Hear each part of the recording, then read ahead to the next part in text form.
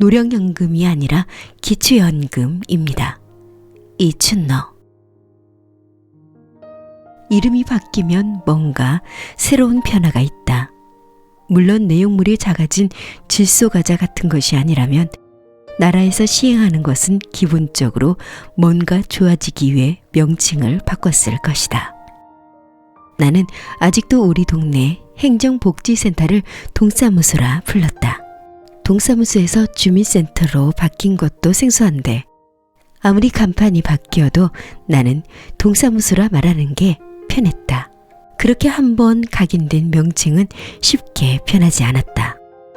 처음 정식으로 출근을 하고 제일 헛갈리는 것은 명칭의 문제였다. 가뜩이나 신규 직원이 알아야 할 것은 많은데 기초연금을 가지고 본의 아닌 말씨름을 하기 때문이었다. 그의 가장 큰 이슈는 기초연금이었다. 뉴스에서는 하루에도 같은 뉴스를 여러 번 보도했다.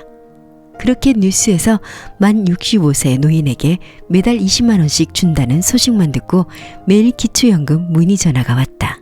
분명 같은 이야기를 하고 있지만 기존의 기초노령연금과 달라진 기초연금을 상담하며 서로 다른 이야기를 했다. 기존의 기초노령연금을 받는 노인분이 새로운 제도인 기초연금을 신청하겠다는 내용부터 노령연금을 신청한다면서 내가 기초연금이라 말하면 그게 아니라고 답답한 담당 공무원이라고 화를 내는 민원인까지.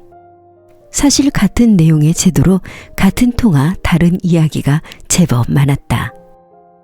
나름 관련법을 설명하면서 명칭을 정정하려 해도 어르신은 이해하기 힘드신 것이 당연했다. 자극적인 헤드라인 뉴스로 전해들은 내용은 본인이 보고 듣고 싶은 내용만 듣고 말했다. 주로 금액만 들렸을 것이다. 기자들이 세세한 내용까지 전달해줄 만큼 친절하지도 않지만 치열하게 공부하며 외우는 것이 아니라면 그냥 단편적 이야기로 당당하게 전화를 걸고 문의를 했다.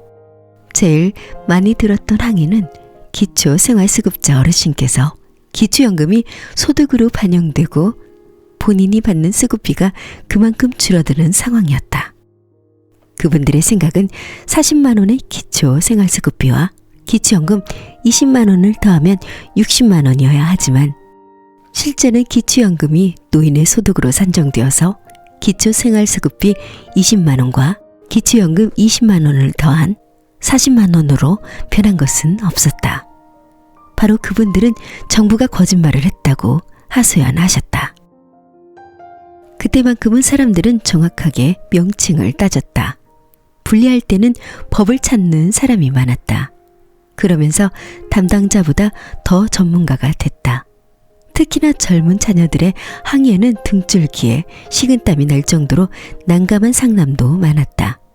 그리고 법과 지침으로도 해결이 안 되면 다시금 어르신은 감정에 호소했다. 사실 사회복지는 전문적인 것은 맞다. 국가와 사회가 합의로 만든 제도, 과거에는 없던 제도를 만들고 체계화하기엔 다른 분야보다 시행착오도 많았다. 게다가 상담 시 감성적인 부분까지 신경 써야 하기에 사회복지직은 묘한의 전문직이라 느꼈다. 하지만 나는 신규 직원으로 전문가도 아니었고 법에 대한 이해도 부족했다. 단순하게 국어, 영어, 한국사, 사회복지학, 사회시험을 보고 들어와 별다른 교육도 없이 자리에 앉아 있는 병아리다. 민원인들이 보기에는 세금도둑 공무원으로 보일지는 몰라도 순식간에 내가 느낀 전문가라는 정의는 억지를 받아내는 단순한 민원인의 감정 쓰레기통 같았다. 첫날부터 누군가에게 욕을 먹고 사회복지직 업무를 시작했다. 가장 쉬운 업무라 할 수 있는 기초연금 상담에서부터 말이다. 앞서 말한 기초수급 어르신의 기초연금과 수급비의 딜레마처럼 나는 나의 시간을 팔아서 돈을 벌었다. 이렇듯 나의 딜레마는 돈을 버는 것과 욕을 먹어가면서 나의 시간을 교환하는 것이 균형이 맞는지에 대한 의문이 들었다. 돈을 벌기 위해서 주민센터에 앉아 있었다. 앞으로도 민원인의 질문 경청하는 것이 내 일이었다.